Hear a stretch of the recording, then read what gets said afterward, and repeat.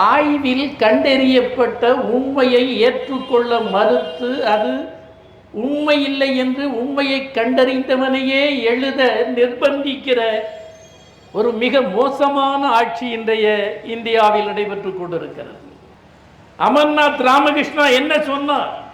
உங்களால் அனுப்பப்பட்டவர் அவர், உங்கள் தொல்லுரைத்துறையில் இருந்து வந்தவர். நீங்கள் கொடுத்த வேலையை அவர் பார்த்தபோது கிடைத்த விபரத்தை உலகுக்கு அறிவிக்க முயலுகிறார். உங்களுக்கு அறிக்கையாக கொடுத்தார். நீங்கள் அந்த அறிக்கை நீங்கள் இதுவரையிலும் கட்டமைத்து வந்த கற்பனையை தகர்த்தெறிகிறது என்பதா? இவற்றை உண்மையை தகர்த்தெறிய முயற்சிக்கிறீர்கள்.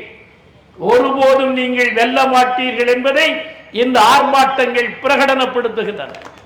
ஒரு ஜனநாயக அரசியல் அமைப்பில் அந்த அமைப்பை இயக்க வந்திருக்கிறவர்கள் என்ன செய்கிறார்கள்? என்ன காட்டுகிறார்கள்? பொறுப்புள்ள இடத்திற்கு பொறுப்பற்றவர்கள் வந்துவிட்டார்கள் என்பதைத்தான் காட்டுகிறது. இந்த பொறுப்பற்றவர்கள் தான் வேட்டையாடுகிறார்கள். நம்மை அல்ல, ஜனநாயக அரசியல் அமைப்பை வேட்டையாடுகிறார்கள்.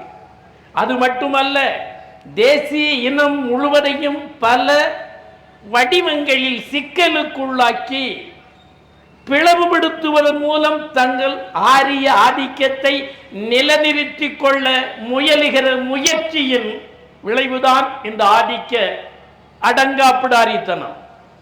இவற்றை தமிழ்நாடு எதிர்கொள்ளும், மனிதகுலம் எதிர்கொள்ளும், முறியடிக்கும். ஒருபோதும் இவர்கள் வெல்ல முடியாது.